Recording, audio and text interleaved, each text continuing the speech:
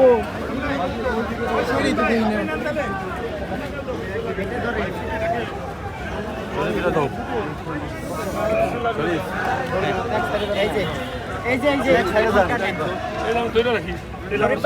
ভালো করে ধরে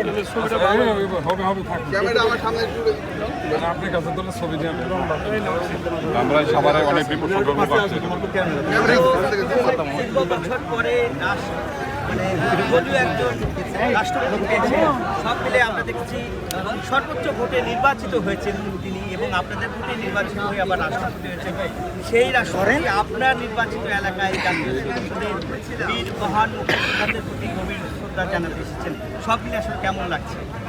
খুবই সম্মানের ব্যাপার যে আমরা একটা দলীয় রাষ্ট্রপতি যেটা আব্দুর রহমান বিশ্বাসকে করা হয়েছিল 91 সালে, তারপরে এই 35 বছর পরে আবার নির্বাচিত। আমি দলীয় বলবো না, উনি দল করতে ছিলেন, মন্ত্রী ছিলেন, শিক্ষক ছিলেন এবং আন্দোলনের সংগ্রামে সে পরীক্ষিত, তার গ্রহণযোগ্যতা নিয়ে কোনো প্রশ্ন নেই। ঢাকা বিশ্ববিদ্যালয় থেকে পাশ করা অর্থনীতিতে এরকম একজন গ্রহণযোগ্য লোককে রাষ্ট্রপতি সংসদ সদস্য ভোটের মধ্যে নির্বাচিত করেছে।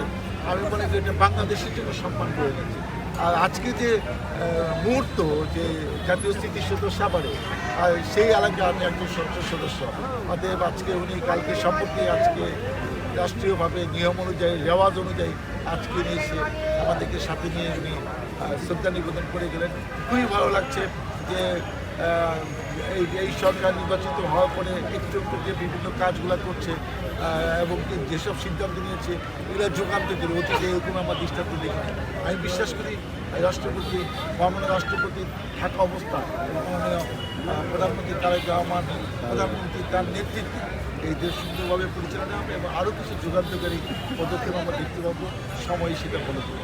এবং আজকে মুহূর্তটা খুবই সুন্দর, খুবই আনন্দঘন এবং এটা অনুভূতি আসলে আমি বলে প্রকাশ করতে পারছি না।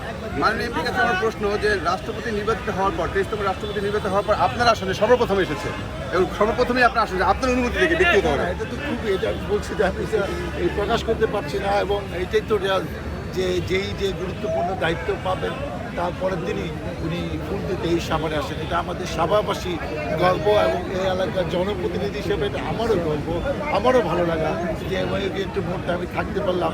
মানে হাস্যজ্যোতি বলল যে ডাক্তার সালাউদ্দিন আপনি কেমন আছেন? আমি বললাম স্যার খুবই ভালো আছে, আপনার মতো লোক রাষ্ট্রপতি হন।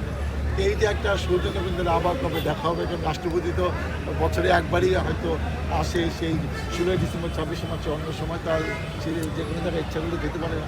অতএব দীর্ঘদিন আমরা তার সাথে রাজনীতি করে থাকি, সজ্জন ব্যক্তি, ভালো মানুষ, এটা আমাদের একটা প্রাউড যে এরকম মানুষও হয়। অতীতে অনেক রকম লোক রাষ্ট্রপতি হয়েছে, রাষ্ট্রপতি নিয়ে আমি বিতর্কিত করতে চাই না, কিন্তু ফখরুল ইসলাম আলমগীর স্যারের ব্যাপারটাই আলাদা। Okay, thank you, thank you, thank you. দুপুর থাকবেন না? বাংলা নিউজ।